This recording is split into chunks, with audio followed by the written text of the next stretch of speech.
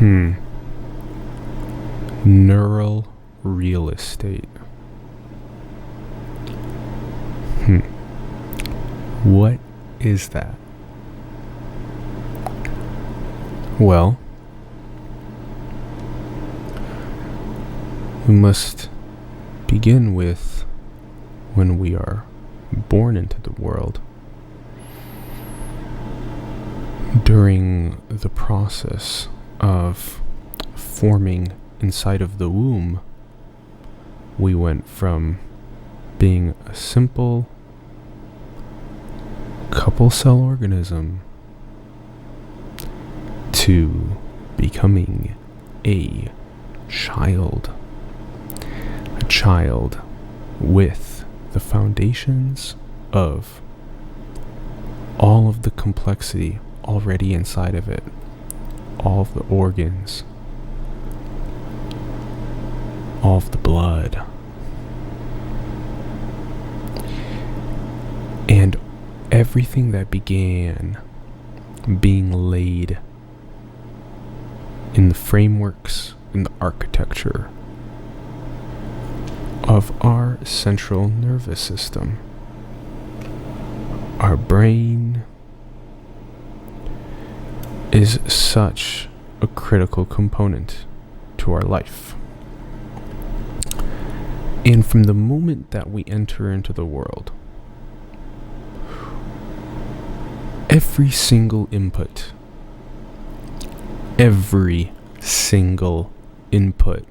matters. Every single input needs to be treated like it's holy. Every single one needs to be treated like it's divine. Because that's how we stay most vigilant. And we need to stay vigilant of what we're taking into our inputs.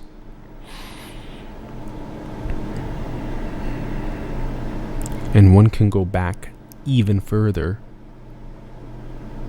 and think about all of the inputs of their ancestors and how what that caused to their neural real estate, to their essence, to their spirit.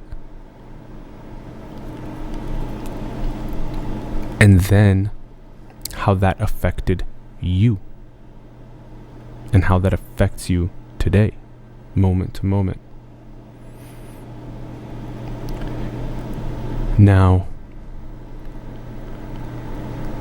as we lay the initial foundations and architectures of this real estate,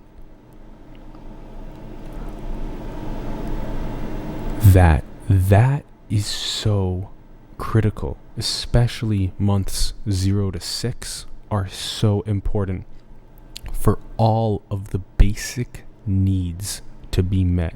There needs to be air, there needs to be water, there needs to be food, there needs to be love and compassion, there needs to be shelter, there needs to be basic necessities met.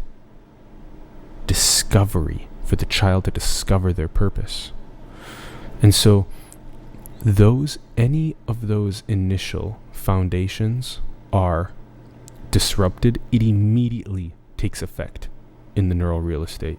It immediately causes and compounds issues down the line. We must recognize this, and even further than 6 months as well, the first year, the first 2-3 years, we have to remember how important those early foundational years of life are, and for the input stream that goes into the child, to be very vigilant, have all of the basic needs be met so that there's no issues down the line. Have it be fun for the child to discover their purpose, not for them to be boxed into something that they don't want to do, that doesn't align with their purpose their entire life.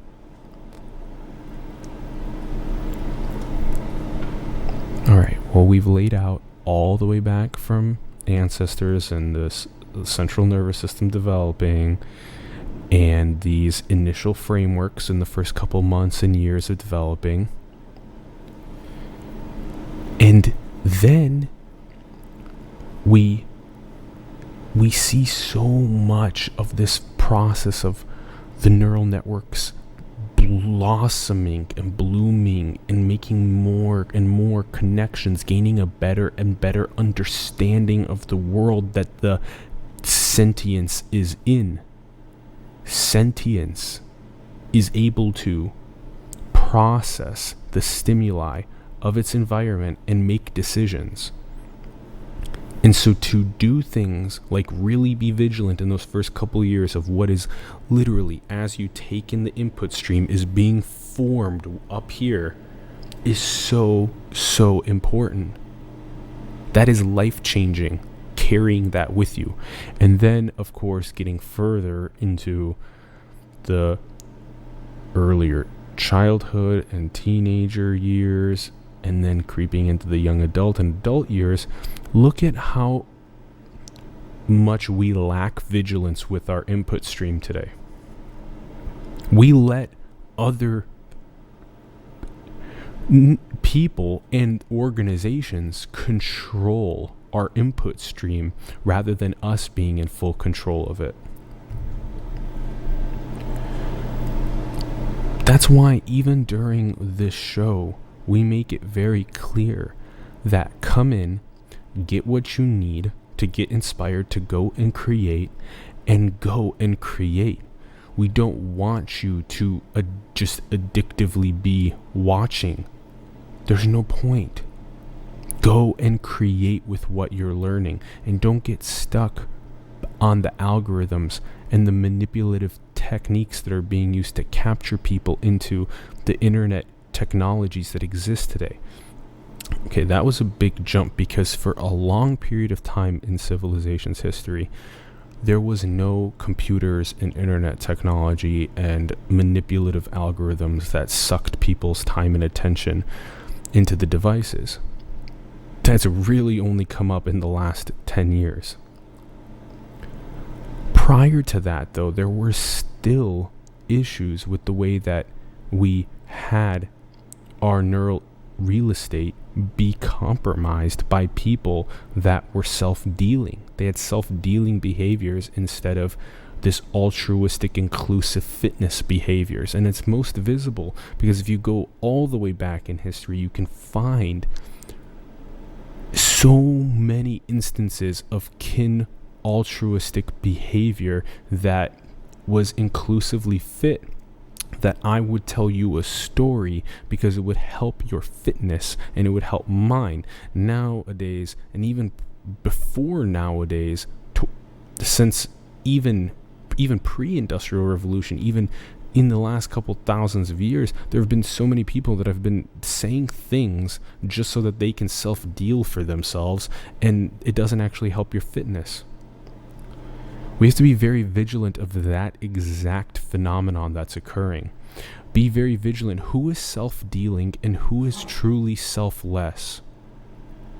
Who is self-dealing and who is selfless? Because that vigilance with your input stream can be the difference between you identifying at a young age that you know what is bringing you purpose and meaning, and you're not going to get derailed from that, versus someone saying, haven't found that yet. Well, let me hook them in and bring them into doing things that they may not even find purpose with doing. It makes the difference with compounding your inputs into your neural real estate. Your spirit wants to identify and remember that it came from God, that it came from all that is, from creation, and then it wants to identify its purpose, and it wants to go forth and pursue that purpose. And if you, at younger ages, identify what that is and focus on that in your input stream, you will compound your level of connection to your purpose, to the knowledge and information that matters to you most. You do not want a person that is an adult, even worse, a person that is literally about to die, that is saying that they did not fill their spirit with what was most important to them throughout their life, that they never truly discovered what the stimuli were that were most important to them. And this varies. For certain people, the inputs into their real estate are the interactions that they have with their family and friends. For some people, it's building some sort of a project into the world that updates the code of civilization that transcends their own ego. It can be anything, but to be vigilant with the neural real estate and the input stream from the youngest ages and how it compounds so that if you learn about the fields, think about it this way. You learn about a field that you're interested in. Let's say that field is evolution. And you learn about evolution when you're 5 years old and 7 years old and 9 years old, versus if you only learn about evolution when you're 20 or 30 years old. Obviously, there's a massive difference. We all, by learning language at such young ages, are able to articulate ourselves this well. We also see it super evidently with people that pick up a language when they're like 5 years old versus when they pick up a language when they're 25 years old. There is a massive difference in the level of competency in the language. So the younger formative years are so important for the input stream that we take into this neural real estate. And it's so important to also remember that what stimuli do you want to take in during the day? If the stimuli that you take in during the day are ones that you want to remember for the rest of your life, then that is fantastic. But if the inputs that we're taking in throughout the day are ones that aren't that meaningful to us, that aren't that important, we only get that day. We only get that day to fill our minds, our souls, our spirits with what we want to experience. And if we're having these oops moments every couple of days, or even worse, every day, where we're spending years of our lives not following our purposes, not following inputting stimuli that we want to retain, you gotta remember that when you go to bed at night, the reason why you sleep is so you can consolidate your memories from that day with the rest of your life. And so imagine if the inputs of that day were not profound for you, if they weren't meaningful for you, if they didn't make you feel like you were being more actualized, like if you felt like you were being manipulated that day, if you felt like the stimuli and inputs were useless that day. It's so important to stay so vigilant that you really only do things that you find that are most meaningful, most purposeful for you. And then when you go to bed at night and the memories consolidate from a very meaningful and very purposeful day, with the past, when you wake up in the morning, you've integrated great memories from that day with your life, and you go forth into the next day. The real estate's so critical. I mean, we think about repetitive stimuli, repeat stimuli that happen during the day. When we do a same repetitive task, laborious task over and over again, we can literally feel ourselves going on autopilot. Versus when we do something that's cognitively challenging, plus it is non-repetitive, whoa, we can literally feel ourselves, okay, this is challenging. I haven't done this before. Maybe I've done stuff that's similar to it. I'm at about my flow state because it's not too hard where I'm going to give up. It's not too easy where I'm going to say this is too simple. But it's right at that flow state. Oh my goodness, that is such a delicious moment of life. Those moments have so muchness and richness to them that striving for them as often as possible is gorgeous.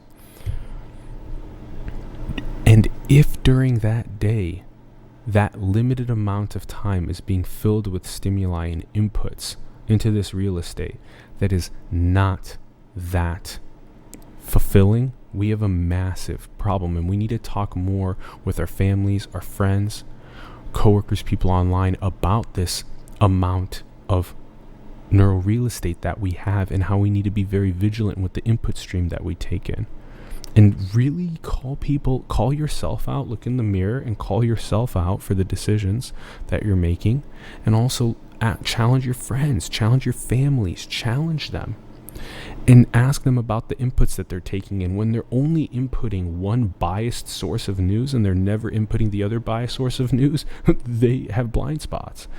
There's so much nuance to still take in from taking in as many of these beautiful world views as possible, and that will help you with the neural real estate that is well diversified. If you have a neural real estate that is super singular in one echo chamber, that worldview is going to be constricted to that one echo chamber. It's like when you have a mouse that's inside of a cage and the cage has absolutely nothing in it. You can literally see the neural architecture inside of that mouse be not as complex as when the mouse evolves in a cage that has cool things for it to do. Those cool things enable the mouse to have new stimuli, new inputs that create a more flourishing neural architecture.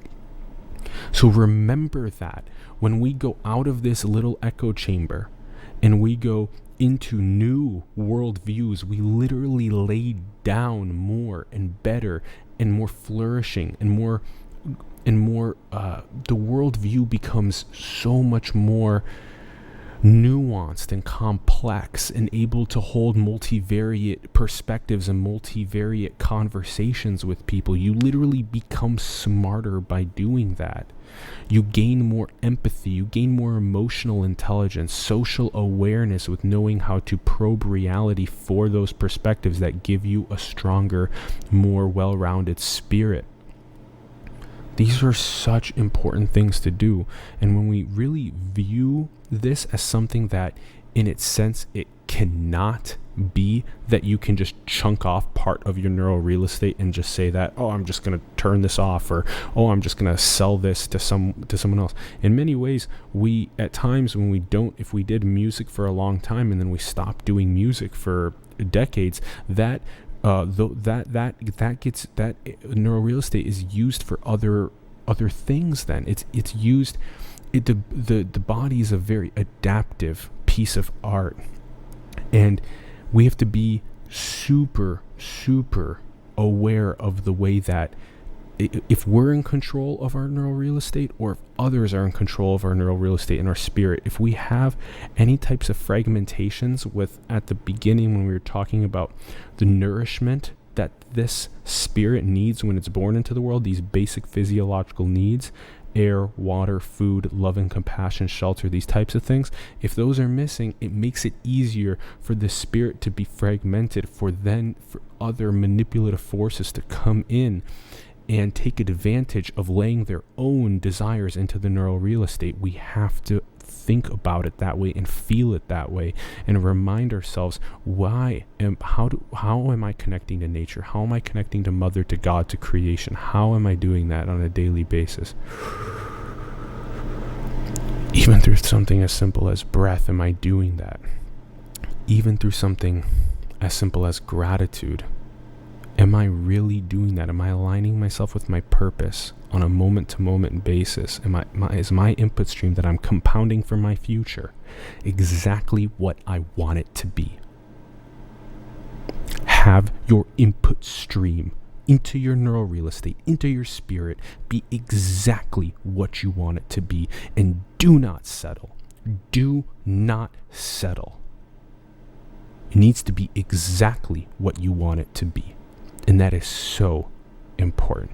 Get to that as fast as possible, to that possibility as fast as possible. Be in full control of what is laid into your essence, laid into your spirit, into this beautiful neural infrastructure that lies within us. All right, everyone. Thank you for tuning into this stream of consciousness on neural real estate. Appreciate it. Get talking to more of your friends, families, coworkers, people online about this subject. Get talking, question your own input stream, question their input streams, get talking about this more. And build the future. Build the future. I love you very much. Thank you for tuning in, and Let me know your thoughts in the comments below on these streams of consciousness. Would love to hear from you. Subscribe if you haven't. Follow across the other channels if you haven't. Need to keep sharing content like this. Keep it going. Love you very much. Talk to you soon. Peace.